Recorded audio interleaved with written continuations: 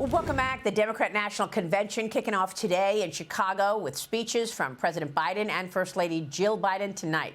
On the heels of Vice President Harris unveiling part of her economic agenda on Friday, including federal price fixing on groceries and tax credits for first-time homebuyers, Harris is trying to explain her ideas. Watch.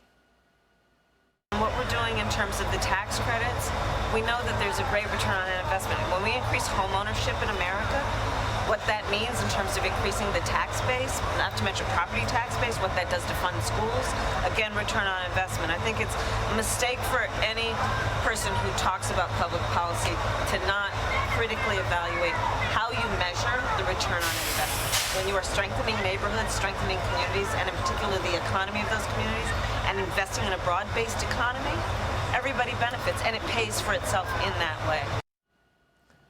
Well, she's got the return on investment talking point down. Joining me now is Wisconsin Senator Ron Johnson, a member of the Senate Homeland Security, Budget, and Finance Committees. Senator, I know you're going to be speaking about the economy today at the Trump International Hotel and Tower in Chicago. Your reaction to what you heard from Kamala Harris on her economic agenda? Good morning, Maria. It's a fantasy. Unfortunately, and I've been saying this on your program for years, that we have a media that is leftist itself.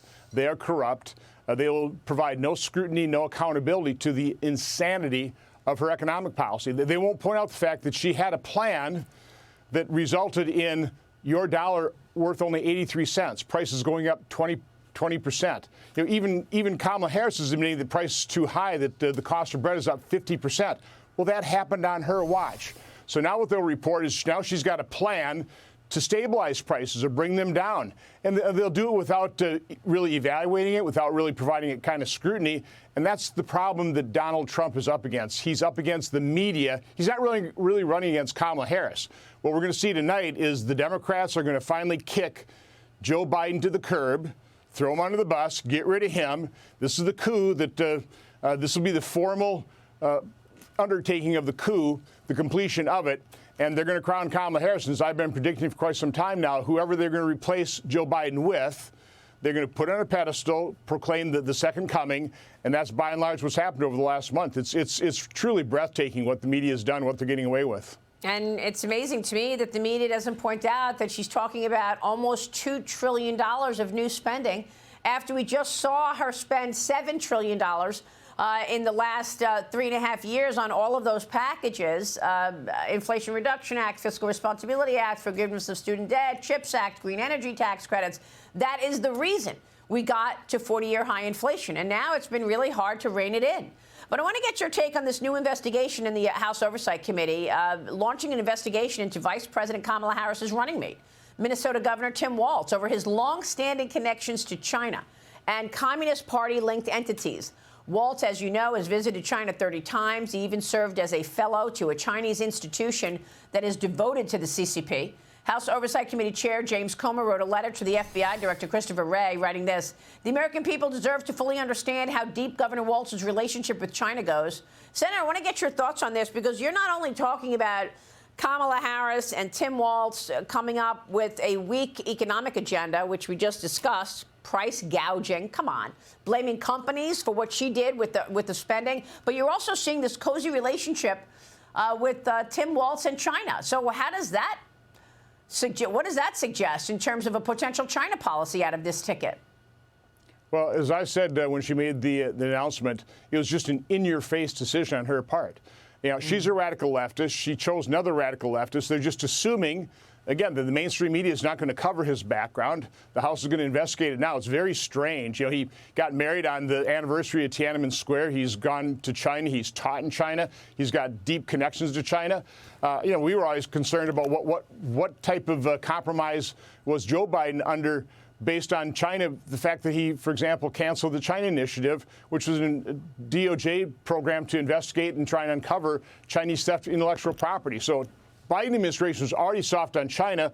Obviously, the Kamala Harris administration with Vice President Tim Walz, let's hope it doesn't happen, they'd also be soft on China. That ought to give a lot of people pause and raise an awful lot of concerns. Yeah, I mean, it's Pretty incredible to me that this is not being scrutinized by the media, but there you go. They want their woman in there. Virginia Governor Glenn Youngkin has issued an executive order to mandate only paper ballots from his state for the presidential election after removing non-citizens from the state's voter rolls. In Tim Walz's state of Minnesota, the GOP is demanding an investigation after a non-citizen claimed that he received a primary ballot without ever registering to vote. More Republican governors in states like Missouri and Alabama are purging non-citizens from voter rolls to keep our elections secure, Senator. I want to know what you're doing in terms of ensuring that our elections in November will be secure. Because I know that I reported earlier and over the weekend that a friend had sent me a text this weekend telling me that they went to the DMV for a new license. And there were lines and lines of illegals all over the DMV office, the Department of Motor Vehicles.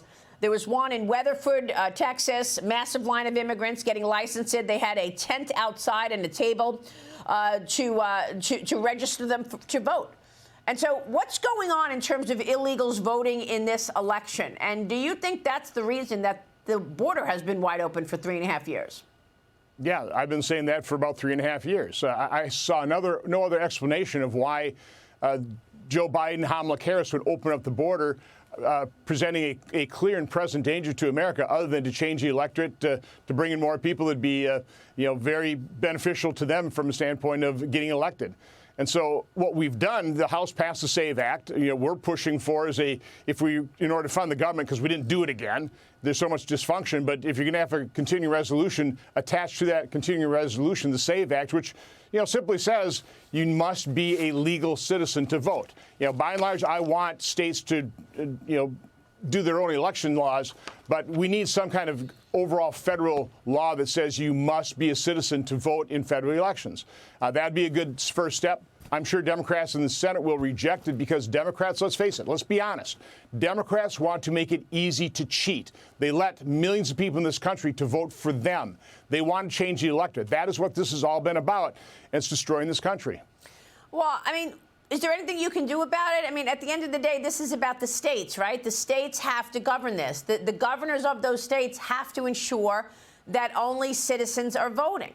But how can you do anything about it if the governor is a Democrat and just goes along with whatever the Democrat leadership is telling him to do? That's our problem, other than expose what exactly happening so people understand what Democrats are doing to this country, how they want people who are not citizens to vote. They want to make it easy to cheat. That's about all you can do, because in Democrat states, they're not going to clean up the voter rolls. In Wisconsin, for example, we have about 7.5 million people on our voter roll. We only have 3.5 million people eligible to vote. But we can't get our Democrat governor and our election commission are also populated by a bunch of radical leftists to actually clean up those voter rolls. They want to make it easy to cheat. Now, I know we're not supposed to say that, but to me, it's as obvious as the nose on your face. That's unbelievable. I mean, this is really something that the Republicans need to get ahead of. If, in fact, you're so sure this is happening, something has to be done here. But I want to switch gears and get your take on the latest on the Trump assassination attempt, because the last time we spoke, you gave me your preliminary findings on the July 13th situation, and you're also leading the push for the FBI and Department of Homeland Security to provide answers on this alleged Iranian agent arrested for plotting an assassination on U.S. soil against President Trump. And then in the Butler, Pennsylvania shooting investigation, authorities say that it is unrelated to the alleged Iranian plot, of course. The FBI is pushing back on claims that it released the shooter's body for cremation just 10 days after the attack. Why would they clean up the scene so fast and release the body for cremation before Republicans or anybody else overseeing this, when you have active investigations underway, had a chance to check the scene and the body? Yeah, Maria, it's completely baffling. They're doing everything they they're doing everything they possibly can to make people suspicious of their investigation. This is not what you do if you want people confident that your investigation is above board and you're going to provide the American people the full truth. They're doing the exact opposite.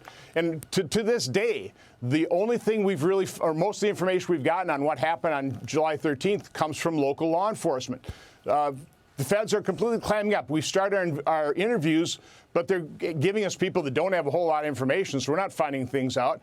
I haven't seen the autopsy report. I don't know the toxicology report. Did they do the full spectrum? Are we going to be able to find out whether this individual was taking SSRIs? I mean, what are we going to know? We don't know. All those reports should have been issued before anybody was cleared to cremate that body. It just creates suspicion. But that's, again, the FBI, the Department of Justice, they are the law. They conduct themselves like they are above the law, and by and large, they are. They just refuse to be held accountable by the American public. Well, I mean, it's more than a month after the shooting attempt on President Trump's life, and we don't know anything about what happened. We know a whole lot about what happened at the Taylor Swift concert in Austria, and nothing about this? How's that possible? Because they are the law, and they believe they hold themselves above the law. That's just the basic truth. Senator, thank you.